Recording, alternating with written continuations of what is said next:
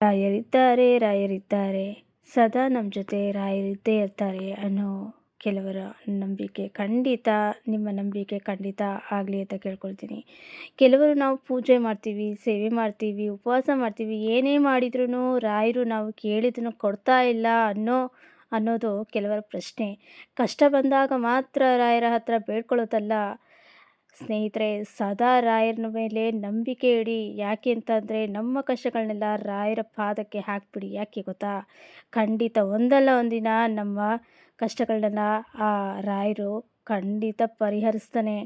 ಆದರೂ ಪೂಜೆ ಮಾಡ್ತೀವಿ, ಉಪವಾಸ ಮಾಡ್ತೀವಿ, ವ್ರತ ಮಾಡ್ತೀವಿ ಅಂತ ಏನೇ ಮಾಡಿದ್ರೂ ಆದರೂ ಯಾಕೆ ರಾಯರು ನಮ್ಮ ಕಷ್ಟಗಳನ್ನ ಪರಿಹರಿಸಲಿಲ್ಲ ಅಂತ ಕೊರಗಬೇಡಿ. ಯಾವತ್ತೂ ಕೊರಗಕ್ಕೆ ಹೋಗಬೇಡಿ. ಒಂದಲ್ಲ ಒಂದಿನ ಖಂಡಿತ ರಾಯರು ಒಳ್ಳೆ ರೀತಿಯಲ್ಲಿ ಅಂದರೆ ಅದಕ್ಕೊಂದು ಟೈಮ್ ಖಂಡಿತ ಬಂದೇ ಬರ್ತದೆ.